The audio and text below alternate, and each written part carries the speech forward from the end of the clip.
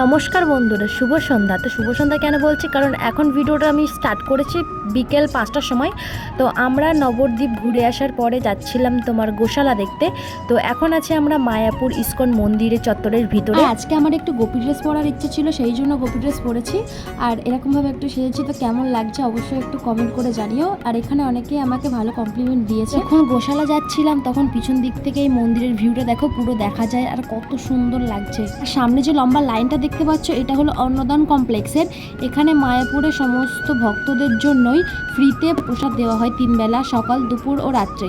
এটা হলো গোশালার গেট। উপরে দেখছো কত সুন্দর মূর্তি করা আছে গরুর। তো গেট থেকে আমরা এখন এন্ট্রি করছি, আর দেখে বুঝতে পারছো কতটা সুন্দর হয়ে গেছে। হলো এগুলোর দোকান। এখানে দুধ, ঘি, দই, মিষ্টি, ধূপ অনেক কিছু পাওয়া যায়। এখানে গোমাতাদের খাবার দেওয়ার জন্য খাবার আছে, তোমরা এখান থেকে কিনে খেতে দিতে পারো। আর অনেক গোমাতা আছে যেগুলো অনেক ভাগ ভাগ করে রাখা আছে, এখান থেকে শুরু।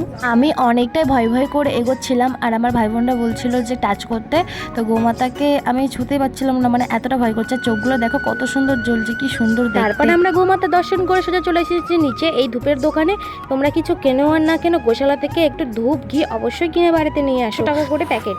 তারপর চলে এসেছি ঘিয়ের দোকানে, আর এখানে দেখতেই পাচ্ছ কত ভ্যারাইটিস রকমের ঘি আছে। এখানকার দইটা কিন্তু খুব সুন্দর খেতে, বাট আমাদের কপালটা সত্যি খুব খারাপ। আমরা দইটাই কিনতে পারলাম না, ভেবেছিলাম অনেকটা দই কিনে বাড়িতে নিয়ে আসবো। কি আর করা যাবে, দই পেলাম না, তাই জন্য চলে এসেছি পাশে মিষ্টির দোকানে। আর এখান থেকে নিয়েছিলাম আমরা মালপোয়াগুলো 10 টাকা না 20 টাকা করে পিস ছিল। তো খেতেও কিন্তু অসাধারণ ছিল।